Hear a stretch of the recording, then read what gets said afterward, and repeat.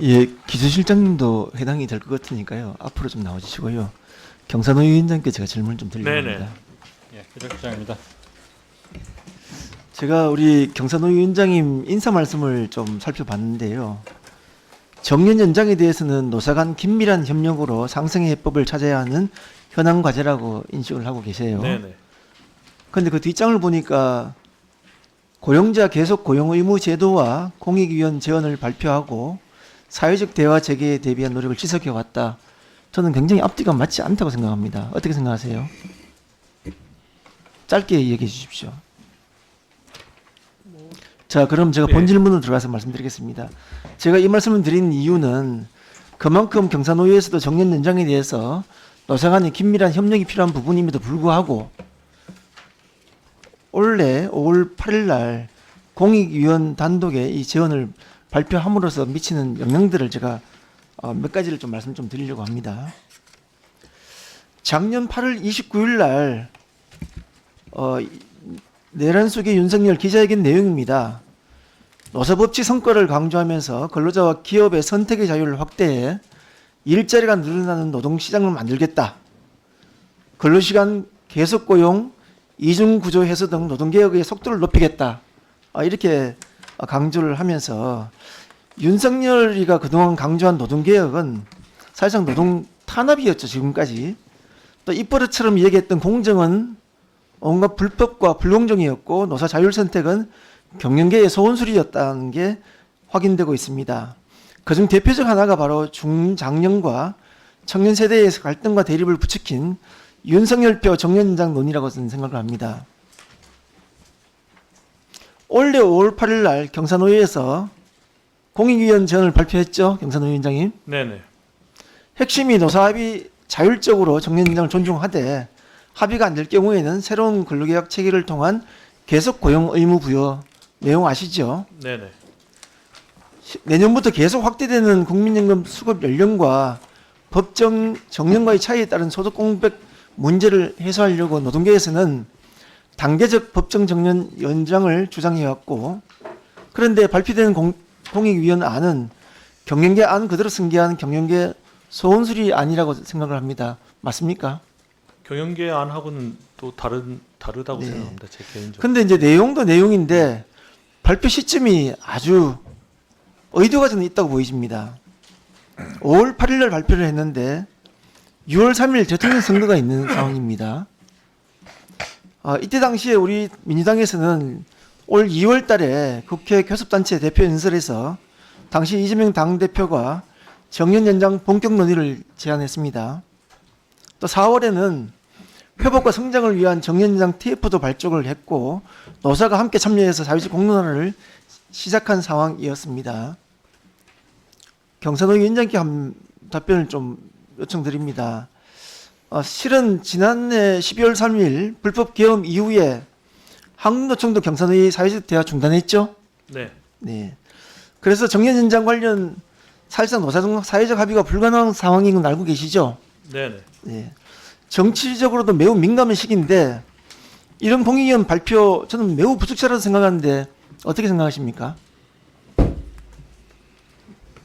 의원님께서 말씀하신 대로 사회적 합의를 통해서 의견을 조율하는 것은 제일 좋다는, 바람직하다는 생각에는 뭐 저도 100% 동의를 하고요. 다만 이제 지난번에 이게 워낙 정년장 문제가 이해관계가 첨예한 문제이기 때문에 사실은 논의가 상당히 좀 의견 접근을 하기도 어려운 점이 하나 있었고, 제가 지난해 2024년도 하반기 때 수차례 여러 차례 공식적으로 통해서 제가 예예 나중에 답변 드릴 기회를 좀 네네. 드릴게요. 시간이 말씀을 너무 천천히 하셔서 시간이 막 너무 빠르게 지나가고 있습니다. 같은 고향. 다음 화면 한번 보여드릴까요? 네, 이 화면은 경산노위 위원장이 작년 10월 14일 날 특정 단위노조 위원장과 경제학 교수 그리고 자산운용사 고문과 고령자 계속고용 전문가 간담회를 개최를 했습니다.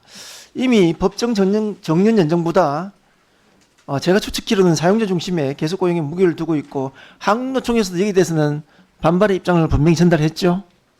네네. 네.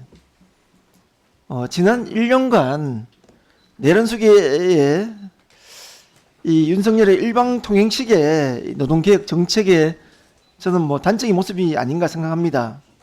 실제 경사노위에 참여하고 있는 한국노총을 참여하고 있음에도 불구하고 한국노총을 배제한 상태에서 일방적 논의 구조를 만들어 갔던 부분, 실은 이 부분에 대해서도 한국노총에서도 굉장히 유감을 표명한 바도 있습니다.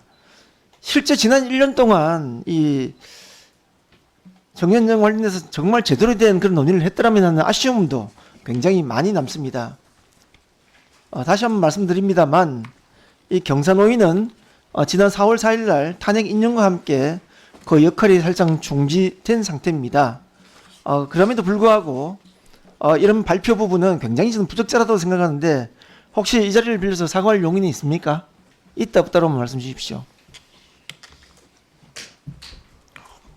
발표에 대해서 제가 뭐 사과는 모르겠습니다. 하여튼 그 부분에 대해서 어쨌든 한국노총이나 노사가 좀 안타깝게 생각한 부분에 대해서는 저도 유감스럽게 생각을 합니다. 근데 어쨌든 그 당시에 또 여러 가지 발표 관련해서는 또 그러면 그 답변을 예, 조금 예. 이따 답변해 주시고요. 네. 제가 노동부 기조실장님께 제가 여쭤보겠습니다. 예. 제가 일련의 여러 가지 사항들을 다 설명을 드렸는데 지금 경사노위 공익위원 단독 발표한 내용이 적정하다고 생각하십니까? 전문가들의 의견을 기초로 해서 발표한 것으로 알고 있습니다. 그 충분한 노사 간의 협의가 부족했다는 부분에 대해서는 좀 안타까움이 있다고 생각을 합니다. 네. 국민주권 이재명 정부에서는 앞으로 절대 이런 일이 생기면 안 됩니다. 실장님. 예, 충분한 네. 노사 협의 대화를 통해서 네. 합리적인 안을 만들어가는 노력을 더욱 하겠습니다. 네. 이 정년 연장은 우리 국민들의 정년 연장 부분 굉장히 중요한 사항 알고 계시죠? 예, 알고 있습니다. 그래서 이 정년 연장은 우리 국민들의 경제, 사회, 문화 모든 분야에 관련된 있는 아주 중요한 문제인데 이재명 대통령께서도 이 정년 연장 국정까지 들어가 있죠. 예, 예. 노동부 장관도 여기에 대해서는 입법하겠다는 입장을 밝혀주셨는데 지금까지 고용노동부 준비 사항이나 진척 단계에 대해서 말씀을 좀 주시고 그걸 끝난 후에 우리 경선위 위원장님 아까 못 하셨던 말씀 짧게 부탁 좀 드리겠습니다. 네, 말씀 주시기 바랍니다. 정년 연장 문제는 의원이 말씀하셨던 것처럼 우리 사회 전체적으로 봤을 때 굉장히 중요한 문제고 저희 장관께서도 수차례 우리 사회가 반드시 가야 될 길이다라고 말씀하신 바가 있습니다. 다만 노사 간에 사실은 조금 이해관계를 조율하기 쉽지 않은 문제여서 현재는 민주당에서 정년연장 특위, 그러니까 회복과 성장을 위한 정년연장 특별위원회를 구성해서 운영을 하고 있고 지금 상황에서는 민주당 안에서의 정년연장 특위를 통해서 합리적인 대안이 도출되도록 하는 것에 최대한 저희도 지원하는 것을 역할로 생각하고 있습니다.